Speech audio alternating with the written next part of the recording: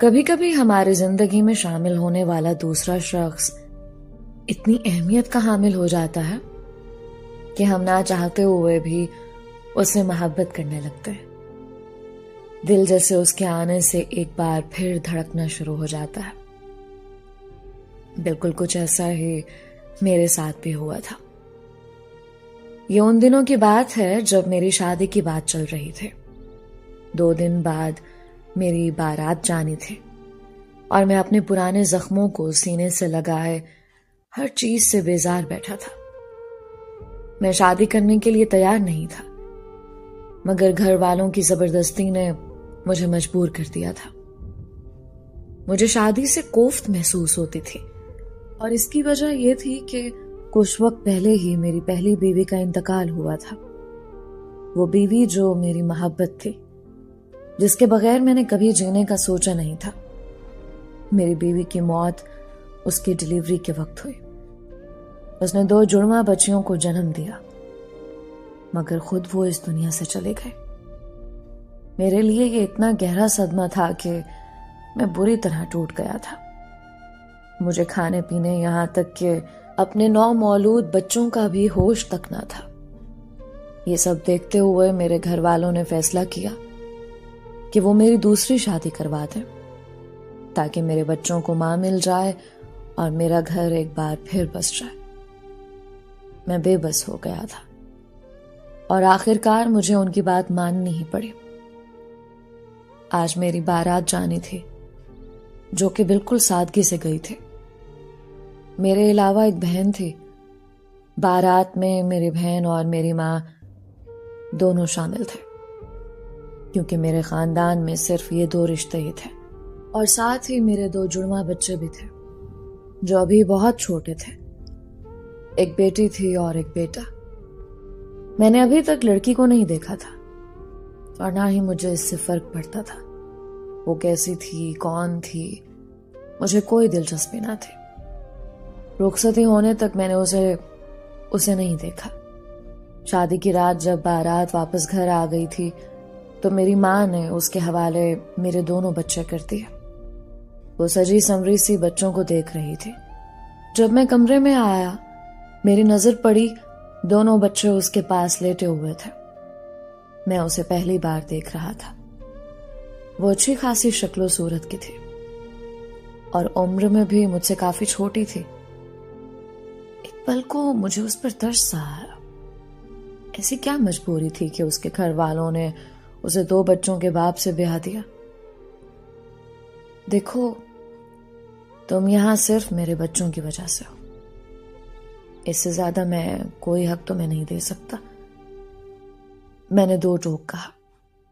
اس نے ایک نظر میری طرف دیکھا.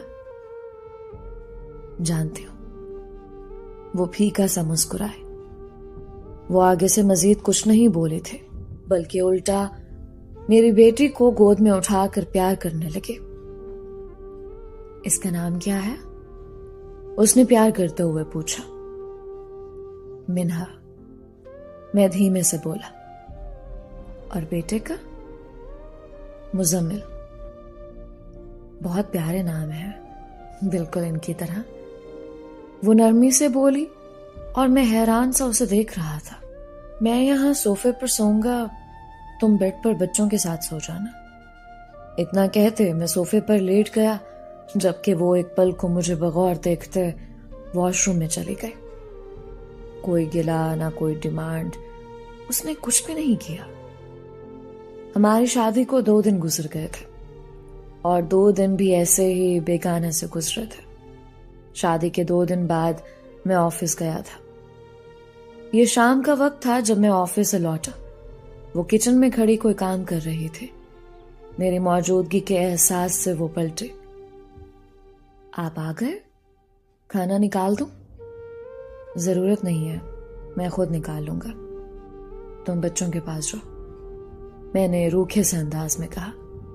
وہ میری اس بات پر بھی ہلکا سا مسکرائی اور میرے منع کرنے کے باوجود کھانا نکالنے لگے.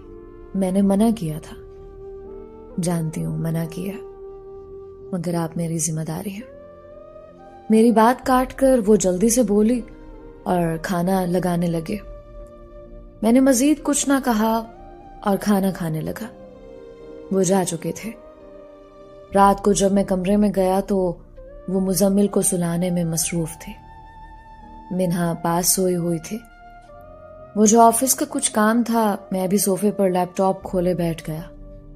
مگر جانے کیوں میری نظر کمرے میں ٹہلتی کنزا پر تھے، جو مزمل کو گود میں اٹھائے ادھر ادھر چکر کاٹ رہی تھی.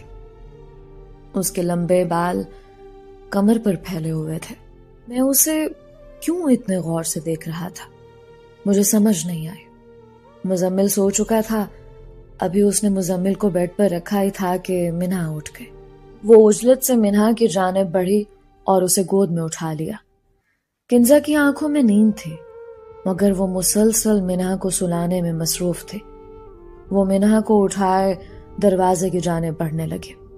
جب میں نے اسے پوچھا کہاں جا رہی ہو، وہ آپ کام کر رہے ہیں، ڈسٹرب نہ ہو تو میں منہا کو لے کر ساتھ والے کمرے میں جا رہی ہوں. کوئی بات نہیں، اتنا ضروری کام نہیں ہے. اور یہ کیوں نہیں سو رہی ابھی تک؟ وہ شاید اس کو بھوک لگی ہے، اس کا فیڈر کچن میں ہے، میں بنا کے لاتی ہوں. اتنا کہتے وہ ایک بار پھر جانے لگے. ایسا کرو اسے مجھے پکڑا دو، اس کو پکڑ کر کیسے دودھ بناؤ گی؟ میری بات پر وہ میرے قریب آئی اور صوفے پر جھک کر منہا کو پکڑانے لگی. میری گود میں آنے کے بعد منہا نے اس کے بال ہاتھوں میں پکڑ لیے. وہ بے ساختہ بال چھڑوانے کے لیے مجھ پر جھک گئی تھی. ایک دوسرے کو پہلی دفعہ ہم نے اتنے قریب سے دیکھا تھا. میں مسلسل اس کی آنکھوں میں دیکھ رہا تھا. مجھے اس کی بے ترتیب دھڑکنیں صاف سنائی دے رہی تھیں. ہم دونوں منہا کے رونے کی آواز پر ہوش میں آئے. اس نے بے اختیار آنکھیں چرائیں اور وہاں سے چلے گئے. جانے کیوں مجھے اس کا شرمانا اچھا لگا تھا. اگلے دن ہمیں کنزا کے میکے میں دعوت پر جانا تھا. وہ خود تیار ہو کر بچوں کو کپڑے پہنانے میں مصروف تھے. بیڈ پر جھکی ہوئی وہ مزمل کی شرٹ بدل رہی تھی جب اس کے کھلے بال بار بار آگے آ رہے تھے. میں تیار ہو چکا تھا جب اچانک میری نظر اس کے بالوں پر پڑی. جانے کیوں میں بے خود سا اس کے جانب گیا اور بہت نرمی سے اس کے بال کان کے پیچھے کر دیا. اس نے میری طرف دیکھا اور نظریں چرانے لگے. یہ کیچر لگا لو. میں نے ہاتھ میں پکڑا کیچر اسے دیا اور وہاں سے جانے لگا. سنے؟ ہاں؟ میں پلٹا. یہ منہا کو پکڑ لیں، میں مزمل کو تیار کر رہی ہوں. اس کی بات پر میں نے منہا کو پکڑ لیا جبکہ وہ مزمل کو تیار کرنے لگے. وہ مجھے مصروف سی بہت اچھی لگ رہی تھی اور آج تو وہ روٹین سے ہٹ کر تیار بھی ہوئے تھے. ہم چاروں دعوت پر چلے گئے. کھانا کھانے کے بعد ہم سب مرد حضرات ایک کمرے میں تھے. تھوڑی دیر بعد میں ان تینوں کو گھر لے جانے کی غرض سے کمرے میں گیا، مگر اندر سے آتی آوازوں پر رک گیا. دیکھو کنزا، تم جتنا بھی کر لو یہ بچے تمہارے نہیں ہیں. وہ شاید کنزا کی کوئی کزن تھے. یہ میرے شوہر کے بچے ہیں مناہل، تو اس حساب سے یہ بچے میرے بھی بچے ہیں. کنزا کو شاید یہ بات پسند نہیں آئی تھی. پہلی بیوی ہی ہوتی ہے. مجھے پتا ہے بلال بھائی نے تمہیں دل سے قبول نہیں کیا. وہ مجھے دل سے قبول کریں یا نہ کریں، مگر اب جو بھی ہیں وہ میرے ہیں. یہ بچے بھی میرے ہیں. بلال میرے شوہر ہیں، مجھے وہ بہت عزیز ہیں. آخر تمہیں ان پرائے بچوں پر اتنا پیار کیوں آتا ہے؟ اس کی کزن نے حیرانی سے پوچھا. مناہل، میری ماں بچپن میں ہی مر گئی تھی، تم جانتی ہو نا. مجھے کبھی ماں کا پیار نہیں ملا. ان بچوں کو جب میں نے پہلی بار دیکھا تھا تو اپنی بے بسی محسوس ہوئی تھی. بس تب سے سوچ لیا تھا ان کو ماں کے پیار کی کمی محسوس نہیں ہونے دوں گی، چاہے بلال قبول کریں یا مجھے نہ قبول کریں. ابھی وہ مزید بولتی ایک دم مناہل کی مجھ پر نظر پڑی. ارے بلال بھائی، آپ؟ مجھے دیکھ کر وہ دونوں چپ کر گئیں. ان کو اندازہ نہ ہو سکا کہ میں ان کی باتیں سن چکا ہوں. جانے کیوں ایک شرمندگی کے احساس نے مجھے گھیر لیا. میں واقعی کنزا کے درد سے واقف ہی نہیں تھا. اپنا دکھ اتنا برا لگتا تھا کہ اسے کبھی سمجھنے کی کوشش ہی نہیں کی. اور ایک وہ تھی جو میرے بچوں کو سینے سے لگائے بیٹھی تھی. دن رات ان کے کام کرتی تھی. شاید اتنی محبت توجہ میں اپنے بچوں کو نہیں دے سکا جتنی وہ دے رہی تھی. ہاں میں کنزا گھر چلے؟ کافی ٹائم ہو گیا ہے. جی چلیں. میں آگے بڑھا اور منہا کو اٹھا لیا. مزمل کنزا کی گود میں تھا. ہم گھر آ گئے. دونوں بچوں کو سلا کر وہ کمرے سے باہر جانے لگی جب میں نے اسے روکا. کنزا بات سنو. جی. یہاں آؤ میرے پاس. میری بات پر وہ چلتی ہوئی صوفے کے پاس آ کر کھڑی ہو گئی. بیٹھو. وہ ذرا سے فاصلے پر بیٹھ گئے. تمہیں مجھ پر غصہ نہیں آتا؟ جانے کیا سوچتے ہوئے میں نے پوچھا. غصہ کیوں؟ اس نے حیرت سے پوچھا. میں نے تمہیں تمہارے ہر حق سے محروم رکھا. محبت تو دور، میں نے تم سے کبھی ٹھیک سے بات بھی نہیں کی. آپ میرے ساتھ ہیں، آپ میرے شوہر ہیں. آپ مجھے جیسے رکھیں گے میں رہ لوں گی بلال. اس نے پہلی بار میرا نام لیا تھا. ایسا نہ کہو پلیز، تم بھی انسان ہو. مجھے یہ بات سمجھنی چاہیے تھی، پر شاید میں اپنی پہلی بیوی کے غم میں اتنا ڈوب چکا تھا کہ سب کچھ بھول گیا تھا. بلال، اس نے میرے ہاتھ پر ہاتھ رکھا. آپ ان سے بہت محبت کرتے تھے نا؟ ہاں بہت زیادہ. تمہیں پتہ ہے ہماری پسند کی شادی تھی.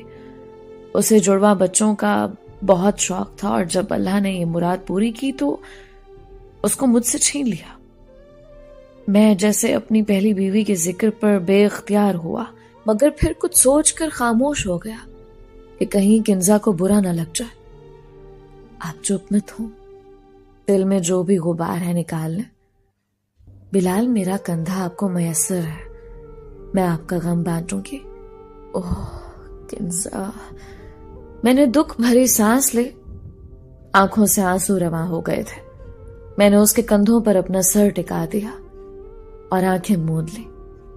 ایسا محسوس ہو رہا تھا جیسے برسوں کی تھکاوٹ کے بعد کسی نے سمیٹ لیا ہو. کنزا میرے بالوں میں ہلکی ہلکی انگلیاں چلانے لگی تھے. برسوں بعد میں خود کو ہلکا محسوس کر رہا تھا. ابھی کچھ ہی دیر گزری تھی کہ منہا اور مزمل دونوں نے ایک ساتھ رونا شروع کر دیا. ہم دونوں جلدی سے اس ٹرانس کسی کیفیت سے باہر آئے اور بیڈ کی جانب بڑھے. ایک بچے کو کنزا نے اٹھایا، ایک کو میں نے. کنزا دودھ بنا کر لائی تھی اور اب دونوں بچے وہ پی کر سونے لگے تھے. میں نہیں جانتا کب میری آنکھ لگ گئی. مجھے سوتا دیکھ کر کنزا اٹھی اور صوفے کی جانب بڑھنے لگی. جب میری آنکھ کھل گئی. کہاں جا رہی ہو؟ میں نے پوچھا. وہ آپ آج بیڈ پر سو رہے ہیں، میں وہاں سو جاتی ہوں. وہ نرمی سے بولی. کنزا یہاں آؤ. میں نے اس کا ہاتھ تھاما اور بیڈ پر بٹھا دیا. تم اور میں دونوں اب سے یہیں سوئیں گے. مجھے معاف کر دو. میں نے اپنے غم میں تمہاری محبت کی قدر نہیں کی، مگر اب میں تمہیں تمہارے حقوق دینا چاہتا ہوں، کیونکہ تمہارے خلوص نے میرے دل میں تمہارے لیے محبت پیدا کر دی ہے.